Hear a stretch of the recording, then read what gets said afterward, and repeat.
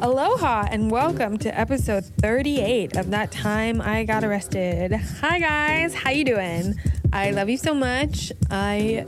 I'm sorry that I have to start it off with favor time, but it's favor time. Hey, hopefully it'll be ad time in the future, but right now it's favor time.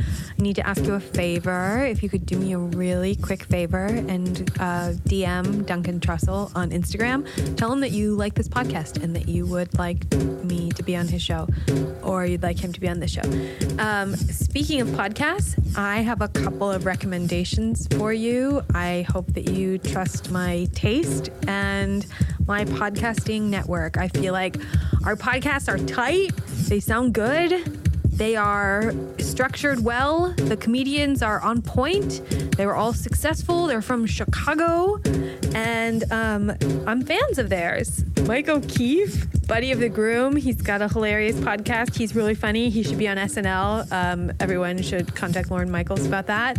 Mary Kate Beck, Travel Disasters. Look out for my episode. It's dropping soon. I don't recommend any other one except mine, but you should check it out because it's very funny. And I love her. Deanna Ortiz has a podcast about crushes. She is a delight and a very, very funny. And I like to crush on people, don't you? I've got a crush on you. Check out all those podcasts on Jazz Buzz. It's my network. And while you're online, please give us 5 stars. Tell me your story about getting arrested, or just tell me your secrets. I really like when people email me secrets of theirs. I've gotten some long, delicious, lovely emails. I mean, fucking Diana. Whoa, I love you. Shout out. Hard shout out. Love you. And love your email. And I got another email from an anonymous person who told me, you know, some fucking dark shit, man. And I'm so grateful for you. I'm so grateful for both of you. And I'm like so grateful you found this podcast. I'm so grateful that you found me online. You know I'm online, right? You can find me. It's very easily. I respond to every single DM that I get. Every message that I get, I respond to. Social media, B. Casper, That Time I Got Arrested. Please, please, please follow us on social media. It really helps get the podcast out there. I try so hard to create content that I feel like is valuable and entertaining for you. So check it out. Post a lot of slutty photos. I know you guys like that shit. I love you.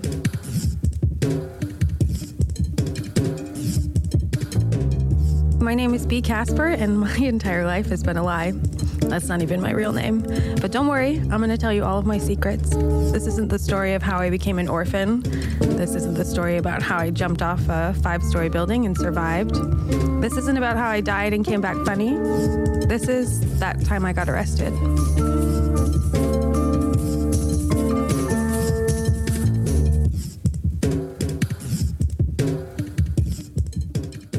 If you wanted to know what I was afraid of now, in this moment, today, right in this second, like real time, IRL, what are you afraid of? What's your biggest fear in life? Probably like snakes. And then a close second is like sharks. But then third, I'd say, is like dying alone. And fourth is probably like never having a family. And like, I mean, I already feel like I don't have a family because I don't have parents and I'm like not close with anyone. And like, you know, I'm not really close with anyone in my family, you know, my immediate family. Like I don't have any siblings. I don't have any parents. My grandparents are dying or already dead. And I'm not close with any of my cousins right now and my aunts and uncles. And I feel like a pretty big divide between all of us. So I just feel like an island and I feel like alone a lot. And I feel like every guy that I'm sexually attracted to is a psychopath. And so actually I need to like be alone for a really long time, which is weird because I have not been single like for forever, for as long as I can remember. It's really hard for me to be single because there's always someone there, you know? Even now, there's like someone there, but it's like I don't even really feel, I'm not in it, you know? I'm not in anything right now. Which is a great way to describe how I felt in that holding tank, you know? I was just like sitting there waiting to go to court in the morning, waiting for my parole officer to show up, pretty much accepting my fate and being determined that like nothing good would ever happen to me ever again, you know? Like your fears become real all the time, you know? I was hiking over the summer and I saw a snake like cross the trail, and I'm not even kidding you, I went, ah! I was so scared and I didn't know what to do. I like backed up and I screamed. It's not like the snake could fucking hear me. It's not like there was anything I could have done. But I like screamed and did some knee highs and like backed up. And, you know, just fear is like an instinctual thing. And also sometimes it's not though. Sometimes like your instincts sort of like turn off. And in situations where you should be afraid, you're not actually, you're like eerily calm. I felt that way a lot, you know, when everything has sort of exploded. I almost feel the most calm then, you know, it's like there's nothing left to burn, you know, it's like everything is just ash, and that feels comforting somehow, even at this point in my life. Like I talk about stories that happened, you know, in the past, but even like right now, IRL, like today, I feel the same way, you know, I feel like my life is sort of like ash, and I've spent the whole summer just, I don't even know what do you do when you're ash? Turn into a phoenix, I guess, you know? So I'm sitting in this holding tank and I'm waiting to go to court in the morning, and I'm waiting for my parole officer to show up, and he does finally, he shows up.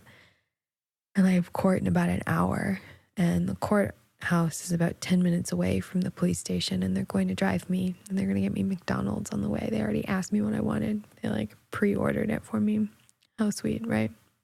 So my parole officer rolls up and he comes into the holding tank, and I've been there, you know, now for like 14 hours, and I haven't had anything to read, and I haven't been able to contact anyone, and I've gotten charged with all of these exotic drugs. That's what they called them. I think that's kind of funny.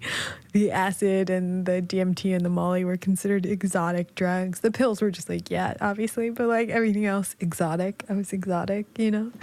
And my parole officer came in, and this is a man who had been ogling and flirting and acting inappropriately like with me for the last 11 months. I was 11 months into 1 year of parole. Do you have any idea how fucking frustrating and astounding and sort of maddening and like earth-shattering that was in that moment? But I didn't feel anything, you know? I felt numb to all of it. I felt just completely brainwashed and sort of like accepting of my situation. I already felt like I was going to go back to jail. I didn't think there was going to be any sort of negotiation. Like, yeah, I knew my parole officer had flirted with me, but like, fuck, I had felonies. Like I had drugs. Like I had hard drugs on me after I had been through a very long like drug case. You know, I didn't think that I was going to get any sort of like breaks or second chances, you know? After all of my experiences of going through court and going to prison, I really just felt like this was the end, and like I was going to get the book thrown at me, proverbially, you know? So my parole officer walked in and he just said, well, little lady, look at you. I know. And, you know, he had been sending me flirty text messages and ogling my body for months on end. And our relationship had, you know, was about to come to a close. And he had been flirting with me, and he walked into this holding cell and like the door shut behind him. And I thought that that was weird. First I was like, fuck, like I'm in jail. Like he's been trying to fuck me. Like, is this it? You know, like I look up at the ceiling and there are no cameras in this room. And I'm just like, oh, fuck. You know, that's just what I thought was, oh, fuck, man. What the fuck is gonna happen next? I didn't even know. But all he wanted to do was talk, you know. He knew that I was about to go to court, and he was like, I warned you about this shit. He's like, I know you're not a bad kid. He's like, I know you're just a hippie who's trying to have fun. And he like basically sort of like reasoned with me. Like he was sort of talking me into this deal before I even knew that I was really making a deal to begin with, you know. He didn't know what I had been doing for the last like year and summer, which was slowly but surely screenshotting and saving all of the inappropriate text messages that he had been sending me. He didn't know that, but he was sort of leading me down this path, saying that he was not going to violate my parole if I agreed to some terms to, you know, sort of make up for the mess that I had laid before myself, which since I had a drug charge and since I had drugs on me, obviously now I was going to have to go to some sort of drug treatment center, you know, because I have a problem. Fucking fuck you. And he also said that in order for him not to violate me, that like, you know, he was just pretty clear about it. He was like, you know, you could like meet me and like we could take care of this like on our own time. And then I would make sure to, you know, keep you out of jail. And I was like, and he's like, if you, you know, were interested in that. And I was like, yeah, obviously. Yes, fucking obviously. I'll trade, you know, whatever sexual favor that you require of me to keep myself out of a year of going back to prison, of getting, you know, raped and tortured and beaten up for several months on end. So obviously, yeah, whatever you want, you know, they're like, why wouldn't I agree to do whatever he wanted in that moment, you know? I mean, he could have asked me to have sex with a horse and I would have said like, sure, dude, whatever you want. Like, it's fine. Like, I'm fine. Whatever you want. Like, I'll do whatever you want. That's just where you're at, you know, after being through all of that stuff. And then my parole officer was like, great, cool, deal made. We didn't even have to fucking shake hands or anything, you know? He just walked out of the room. And the other officer that arrested me had come in and brought me McDonald's, and then he took me to the courthouse. While I'm waiting in the holding pen in the basement of this courthouse in Illinois, I meet another girl who's also like a parole violator. We're both there to see a judge about our new charge and about our parole violation, and our parole officers are also there to testify on our behalf. So I'm talking to this girl. We're in the holding cell for like 8 hours together, and come to find out she's basically struck the same deal that I had. She lived in a bad part of town. She had a kid. She was Hispanic. She was younger than me. And she said that her parole officer had been like kissing her and touching her and grabbing her for months. And she was a heroin addict and a junkie. And she got arrested for stealing diapers for her kid. And her parole officer also said that he would keep her out of jail, send her to quote unquote rehab for a blowjob, you know? We all had a price on our heads, basically. And, you know, you were like recycled in and out of the system. And if you were a female, you were a body that was, you know, the sum of your like sexual value. So whatever you offered in like the sex trade department was basically how like the criminal justice system works.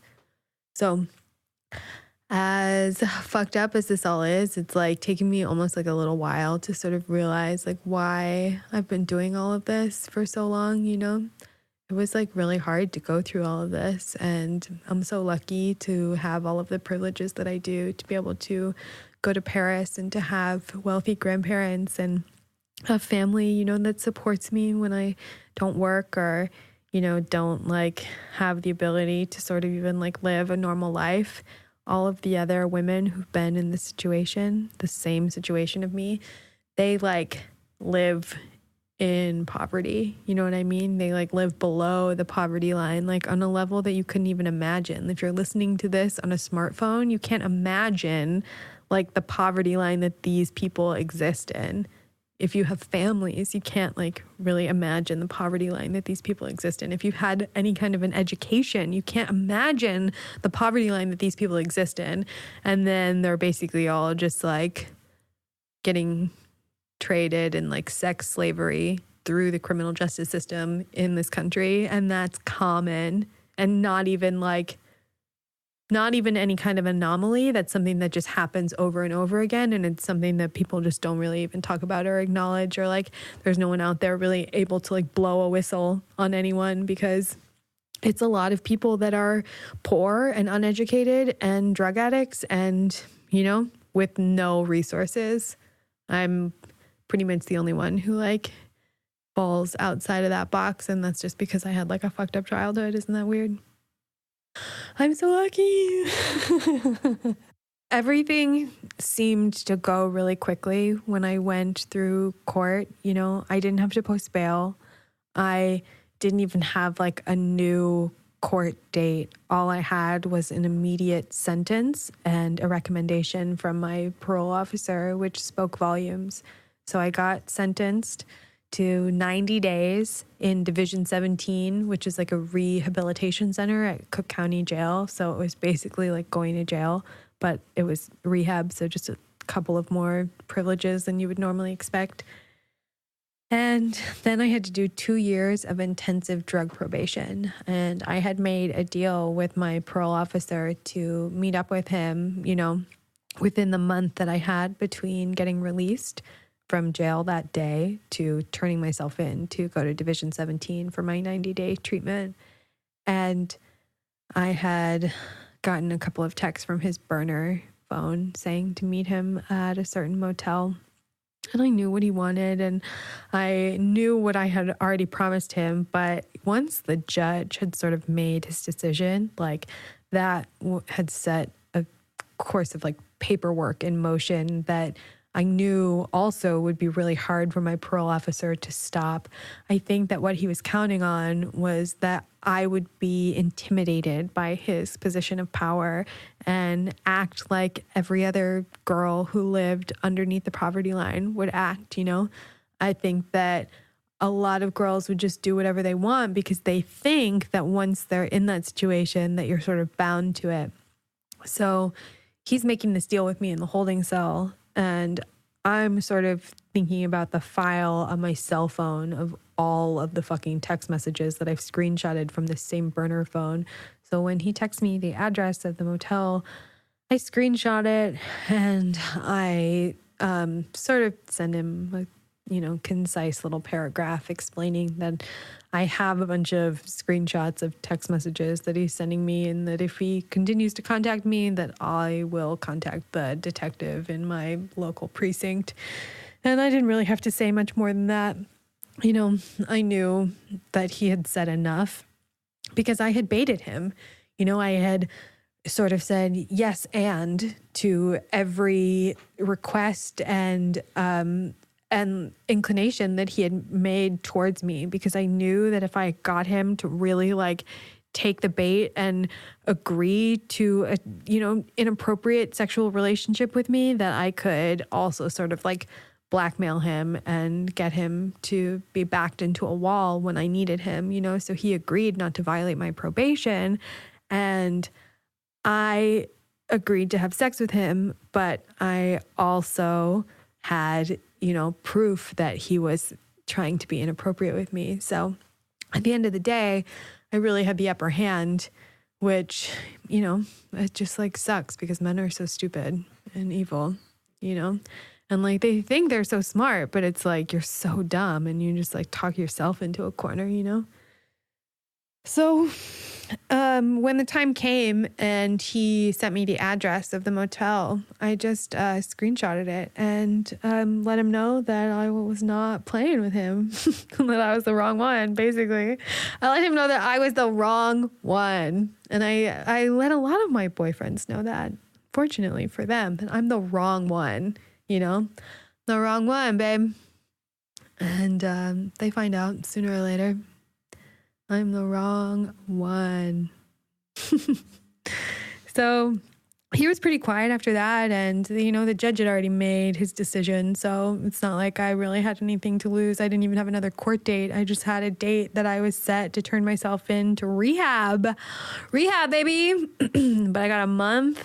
Now I'm like back to it, just like a month of like what's left of me. Where is my debauchery and my next debacle going to come from? What's my next bad decision that I'm going to make? Because it's like nothing even matters anymore. Now I don't have a life. I don't have an identity. I'm just like part of the system. I'm being recycled into it. I don't have to go back to prison, but I have to go to fucking rehab now. Rehab for some acid and some DMT and some Molly because I like to have a good time. I mean, honestly, I probably need to go to rehab, but I definitely don't need to go to Division 17 in Cook County rehab. Like, that's not a good rehab. Like, I'll tell you about it later. But man, it sucked. I mean, I'll tell you now that it fucking sucked. I did it and it sucked and it was not helpful. I mean, I don't do drugs like that now, but that's not why. You know what I mean? That was not why. And it sucks because there's a lot of people out there that are really relying on this stuff to help them and make them better. I'm just lucky all the time. I'm just the luckiest one and doing the best. And that's so sad because I am really not okay at all. Even a little bit. I'm still to this day having such of the hardest times always. So it would be so chill if you could just tell your friends about the podcast. So cheap of me. Bon voyage.